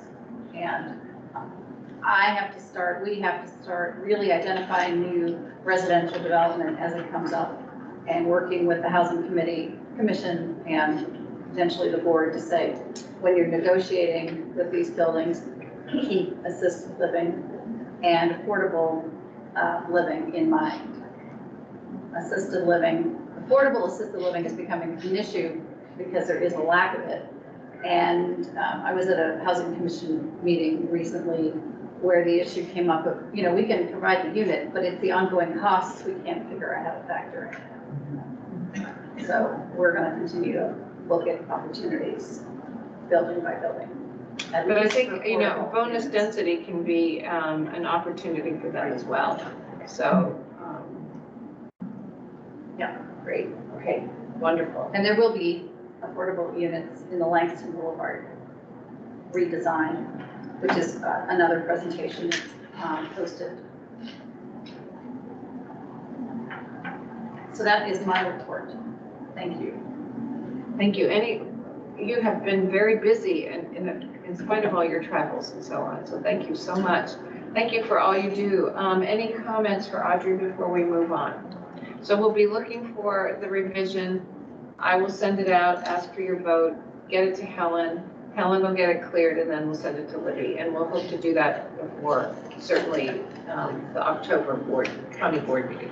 Okay, next is legislative. We have a date for the legislative forum November 14th, 9:30, to keep Cheryl involved with commission activities. She's agreed to be the moderator again. Is it virtual or in person? Virtual. Virtual. And so probably four of the legislators said they could attend. Three said they were open, and one was not so happy with that time, but said he could attend. Two of the delegates have definite conflicts, and one person who usually doesn't attend, we haven't had again. But I probably will see her sometime between now and then and try to make her feel guilty. Go for it. I guess that's it. I would suggest maybe more intense publicity by people on the commission and others, just to get a broader, because this is a public forum. And so it would be nice to have a larger public participation and exposure of the NVAN platform and of aging issues in general to the public, Arlington public.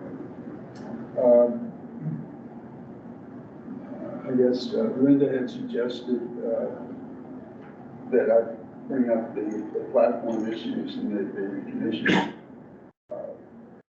forward those to the county board to be part of their legislative package. So I guess there will be a motion to do that, and I can briefly say. And these are the NVAN platforms? Yes. Okay. It was distributed to the commission, the package. The first was to allow unlimited all virtual meetings, reports, and commissions with no restrictions on the number. And next was to increase the grace period for evictions from 5 to 14 days. Third was to require new assisted living facilities that are minimum 2% beds for auxiliary grant recipients. Those are legislative items. And the budget items are increasing auxiliary grants to $2,500, requiring employers to provide 10 days of sick leave for all workers, and it's covering direct care workers, nursing homes, assisted living, and home care, and requiring guardians to have initial and ongoing training. And this is a budget item because stars would have to develop what the training was. And I guess the controversy is that lawyers don't think they need training for this. I don't know of any other reasons why it was controversial, but anyway, those are the 6 items. Yes, I move that you send those to the county board for legislative action. All right, there's a motion that we send the NVAN platform with these items, and there's a quite extensive background papers for each topic to the county board for their interest and education. And also we sent it to our liaison, our legislative liaison as well. That is your motion. Is there a second? Second. Okay, yes. Thank you. Any discussion? Yes, Audrey. Will there be a cover letter that sort of helps them focus? Because giving them too much information is, it's bad as not giving them any. And I'm wondering if you could pull out a few of the issues that you think are the most actionable for the board and put those front and center, rather than it just be an FYI. Well, it's going into their package that they send to the legislature, so, it's a separate issue from what we might want to, because the other thing Linda suggested was if there are any items beyond these that the commission thinks should be in the legislative package, I would suggest that those be brought up maybe at the next commission meeting. Anybody that they forward them. So this platform will be formally adopted is it this week or next week? When's the breakfast? So it will be officially revealed on Wednesday this week. On Wednesday? Yes. So would it be appropriate to send a cover letter? You can say that whoever seems to be most appropriate and say this. The commission chair at the time. The commission chair at the time. Okay, so I'll send a cover letter and say this has been formally adopted and we're encouraging the county board to include it in the legislative package going forward from Arlington County. Is that what we're asking? Yes. Okay. Can you have anything? No. Okay. So that is the question on the table. Do we want to send a cover letter saying this has been adopted by NBAN and we would like Arlington County to include it in the legislative package for staff consideration for our legislative issues going forward this year? Does that make sense? Mm-hmm. Okay. All in favor, say aye. Aye. Anybody opposed? All right. Anybody abstaining? Okay, all right, so after the breakfast, I'll work with Herschel, we'll get a letter going on, and we'll get it to, I guess it has to come back to Helen, and then it'll go to Libby and the county board members. Does that sound okay?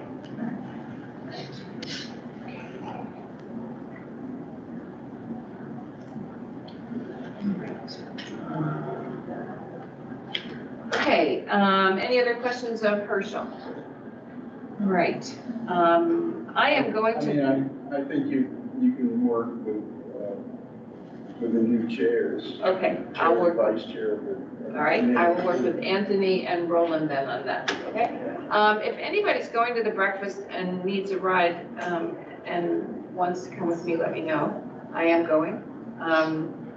Okay, moving on. It's out in Fairfax at some country club. Long-term care residences.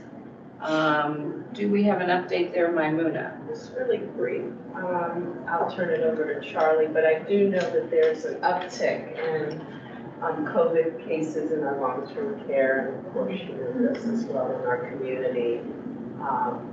So it's a time that we practice all the habits that we learned from the past 3 years. But I was not able to attend. Charlie, thank you so much for stepping in. You presented on Moving Forward Coalition's action plan. Do you want to speak to that? Sure. The Moving Forward Coalition is a coalition funded by the John A. Hartford Foundation that came out of the National Academy of Sciences Nursing Home Qualities report, which came out in April of 2022 with several worrisome findings about the state of nursing home care in the U.S. and several recommendations built around 7 different goals. And the Moving Forward Coalition was created to bring a bunch of smart and influential people together to try to come up with plans to carry out, implement those recommendations of the National Academy of Sciences. And so I did kind of an overview presentation of the coalition's work, what those recommendations were, and what the committees have come up with in terms of action plans. They actually produced 9 different action plans. This is all online too, if you go to movingforwardcoalition.org. And I am one of the co-chairs of one of the action plans that focuses on the built environment of nursing homes and financing nursing homes, which is focused on downsizing nursing homes and moving it towards a small household model, which you've heard Susan Ryan give a presentation to the Long-Term Care Committee, and also spoke at our community engagement forum.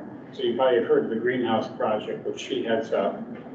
And that model is something that we really feel is a need to incentivize throughout the country, because the nursing home, the traditional nursing homes facility stock, which are freestanding nursing homes, are generally very old. In Arlington, the most recent one built that we have was 1980. And they're large, well over 100 beds, and originally designed on the kind of standards that hospitals in the 60s and 70s were designed around, which hospitals are no longer designed around those standards at all. But nursing homes, by and large, are still in that model, which really deprives people of their privacy, among other individual freedoms that they would normally have. So anyway, that's a particular interest of mine also, and I think I hope to bring that up with the age-friendly plan too, because our 3 nursing homes in Arlington, all in August, rate 1 star out of the 5-star federal system. You can't go any lower than 1 star, and that has been pretty consistent over time too. So our nursing homes, freestanding nursing homes, the 3 of them in Arlington, are not age-friendly, and there's things that we can think about doing at the local level, which we haven't thought about before, because mainly we think of nursing homes as being regulated by the federal government, by the state, and that's their issue, not ours, but I think there are things we can do. Wonderful. Sorry, I went a little overboard on that, but I get passionate about it. Well, I think it's deserving, and I appreciate your involvement in that. It's extremely important, and we're seeing some things happening among the nursing home community that are quite alarming in the way they're treating some of the older adults in their community. Anything else in long-term care? Okay. Thank you, Maimouna, and thank you, Charlie. Moving on, positive aging and inclusion. Neither Link nor Andrea is with us today, but they've sent a report. The walking school bus that they're calling US Bus started once again at Oak Ridge. They have 26 passengers, 8 drivers, and 2 subs. And of the passengers, 17 are new students walking along to school. And so this is a way that older adults can partner with parents and children and walk to school safely. Pretty exciting, and there's a lot of enthusiasm. So we're grateful for that model and hope it branches out to other schools. Then the chair of the Alliance for Arlington Senior Programs, there is an internet access project for older adults. 22 low-income seniors have signed up for 3 classes at the Apex, which I'm not familiar with, in Columbia Grove. And there are instructors, and they meet twice a week for 6 weeks, and the graduates will receive a computer. Last year, there were 71 students supplied with 60 computers who qualified, and those are older adults. So that's great news, and one of the areas where there's really been some improvement on access for older adults and the internet world. So that is their report. I'll move on to Cheryl with public information and outreach. Yes, I checked with Carlos. I guess the next PIO meeting is October 23rd. I guess they're skipping a month. Usually it was in September, but I guess it's October 23rd. And I was going to defer to Wendy Zenker to talk about the Community Ambassador Program. Thanks, Cheryl. So the ambassador program is underway. As you saw the age-friendly update, we were lucky to get funding for the program. It's always the issue. Everybody can have a good idea, but until you get somebody who's going to run it and lead it, it's just a good idea. So we were able to get funding that permitted us to hire Michelle McMahon as a part-time program officer. She's got a student from Marymount who's helping her. We're going around and gathering information on programs and services. It's turning out to be a little bit more of a challenge than we expected. It's interesting, people don't want to really promote their programs and services.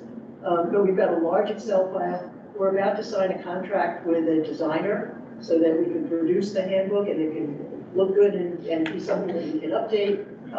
The idea is to go out with a beta version, get something out there, get people reacting to it, get feedback, and then enhance and make it better in the following year. So things are moving along. We haven't started recruiting volunteers yet. We want to have the handbook at hand so we can actually show them a product and tell them what they'll be doing, and have it just be an idea. So that's where we are. Good progress, good leaders. We are spending our grant monies, which is wonderful to have, and we'll keep you guys all posted. And much thanks to Helen, because she's been just a gem, as everyone knows, in terms of just sharing all the phenomenal knowledge that she has with us. Great. Wonderful. It's so exciting to see this happening as a really significant outcome of Age Friendly. So thank you. All right. Any questions or comments? Moving on. Transportation, Jim. Yes, we had our quarterly meeting last week. We had a presentation by Nate Graham, DES, talking about South George Mason Drive multimodal study. Despite the length of the title, it was an excellent presentation. He does a really good job. And part of what impressed, I think, all of us is that he admitted that even though the study is being completed, it's all not cast in concrete. There's trade-offs to be made, and they will be. We also discussed 3 projects: the outreach project, and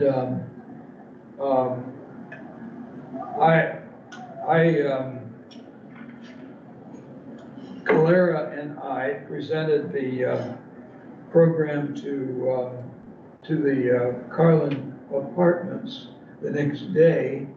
They were very enthusiastic, had a lot to say. Were very supportive of Arlington's transportation system, but they also had some complaints that I jotted down. That gives us 6 different kind of organizations or residences that we have been to, and throwing into that hopper the 3 community exchange forums. We've got a lot of comments, and I'm trying to scramble all of those and put them in a report for you, and I'll send it out. Might want to send it to the county board. I think there's some interesting insights in there, so you'll see. Jim Feaster and I attended the Langston Boulevard Plan update. A lot going on there, has been a lot going on there for a long time, and it's all up for grabs. The first time they start negotiating with the developers is the first time the plan changes. Right. We also talked about age friendly, and Erica and Cynthia, you will be happy to know that Joan is bludgeoning me into agreement on that. So we will have it. In fact, I think we're kind of ahead of the game because we've already done a lot of our outreach. Yes, you have. Yes, you have. So, you're a model for the rest of us. yeah, well, it doesn't often happen.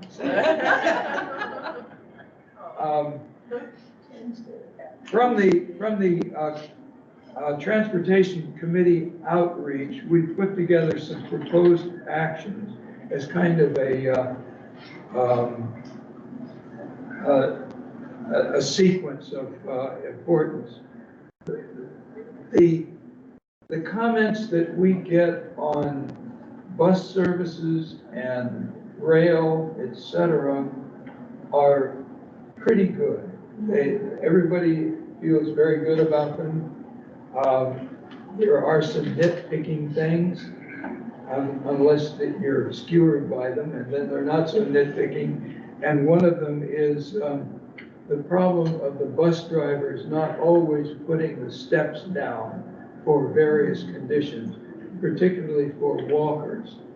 And the comment is that even after you get into the bus, walkers are really hard to handle. I don't know how you can solve that problem, but you certainly can with lowering the bus. Walking is a big area of concern. The crossing sign enforcements, for example, especially those that are audible or those who have problems seeing. We did get a name on that, Josh Nicholas. He is working on that problem, and we're going to contact them. Jim sent me comments also from the Bike and Pedestrian Safety Group, and they're signed up for it also. I won't go into all of this, but that's kind of where we are. I see, Anthony, you have your hand raised. Did you have a question? I did. Thanks, Helen. Hey, Jim, I had a question regarding the Langston projects. I know a while back I mentioned, or I had asked if anybody from the Halls Hill neighborhood is involved in that process. Do you know if they ever looped anybody in from the Halls Hill neighborhood on that? No, I don't. Sorry.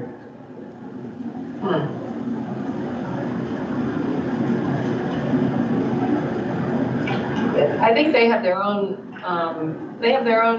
community association. Is that right, Anthony? Yeah, the community has been involved in that for years. I don't know if that particular group has been, but there's a big community study board.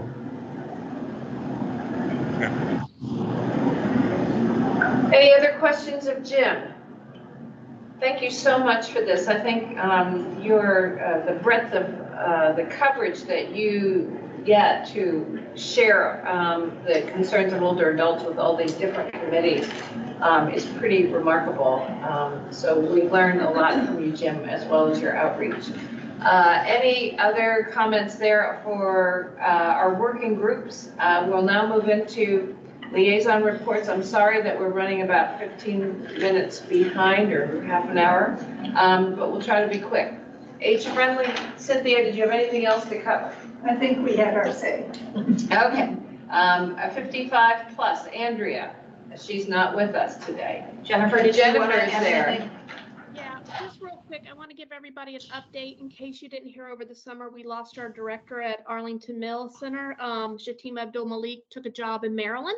So we have just actually are in the hiring process of, we've offered the position to another, to a new staff. I can't share any of the information because the paperwork's still being done, but hopefully by this time next month, we'll have a new person at Arlington Mill. And another big piece is we currently have the job opening for the 55 plus operations and nutrition supervisor. This is an important position because this is the person who oversees all of our congregate mill sites, our social 60 plus.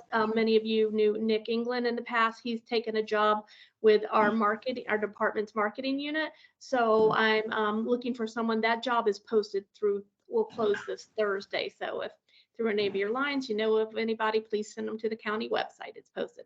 So that's everything I have. Thank you. Thanks, Jennifer. Thanks for all you do and the great programs you're rolling out. Any questions of Jennifer? Okay.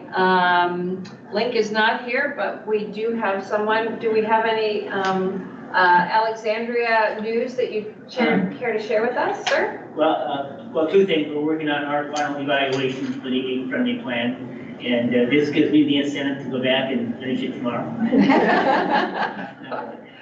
Also, I just submitted our N-band legislative platform to our city over the weekend, so we're trying to get them to put that in front of the city council, probably in the next meeting in October. Great. Well, I'm glad to hear that too. That gives us further encouragement. I will just say Mike Schuster is chair of the Alexandria Commission on Aging. Pleasure to have you. Thank you so much for being here. Any questions for Alexandria? Okay. Wendy, you've been so patient. No, I mean, that's a learning exercise always while we're here. So, 377 A and B members. I mean, that's a great number. We are gaining about 10 new members a year. That's an increase of 50 from the beginning of the year. And equally something that we're proud of, 130 of those are low-income members. So, part of what we did during the pandemic was expand our, made our discounted membership program friendlier to low income. So it's 150 or 25 or even 0 in terms of membership. So that's really showing great benefit. And as I said, about a third of our members now are indeed low income. When you look at what we're doing, 2,600 services have been fulfilled so far this year, of which 1,200 are round-trip rides. So a lot of transportation going on, a lot of running errands and doing grocery shopping and doing APAC deliveries. We still need more volunteers. We've got a good pipeline of volunteers, but never enough drivers. So if anybody knows anybody who thinks they might want to drive, take an older adult to a medical appointment, maybe once a week, even once a month, I'd be happy. Tell them to get in touch with us. We're also doing an all-hands meeting this coming Saturday. We did a great survey over the summer. 100 members responded, 150 volunteers responded. So we've got the survey results, and we'll do an all-hands meeting on Saturday, get more feedback, all of which will build our planning process for 24 and beyond. Who could think we're saying 2024 already? I know. Yeah. Thank you. Thank you for all the work you do and all the people you touch in the community, Wendy. Really appreciate it so much. Any questions of Wendy? Okay, moving on to Erica. Yeah, I have no report because the Commonwealth Council on Aging meets next week. So I'll have a report in the next week. Okay. Thank you, Erica. Steering Committee on Older Persons, Cheryl. Yeah, I was not able to go to the meeting last Friday because I had to take my husband to a doctor's appointment. So I don't know exactly what, how the committee, were you there, Nolan? I actually wasn't, but the next meeting is in November and it will be the annual Medicare update. So, yeah. And I'd just like to kind of put out a communique here. I mean, this steering committee is for services to older persons. And I would strongly suggest that maybe we need a new liaison to that committee. I mean, since I can continue, but it would just seem like, at one time I remember that committee had a lot of people who represented services, and I don't know who's coming on in terms of the commission, but if somebody particularly provides direct services or knows more about it, I think it would be good to switch a liaison and have somebody else do it besides me. I mean, I'm just not the right person for as the liaison. So I put that out to Helen and Rachel. Good point. All right, any questions of Cheryl about that? I have not been to one of those meetings for quite some time, but it is a mixture of service providers, and it's very useful to hear what their thinking is too. So we'll hope that maybe you can train somebody up and move aside and let them take over. All right, any old business? Any new business?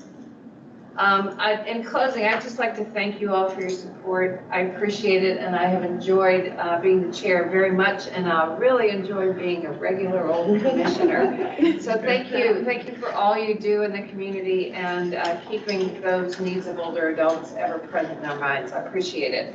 I believe we are adjourned, and the next meeting will be here on October 16th. See you then. Bye. All right, what do I have to sign? First, you have to sign your certificate there.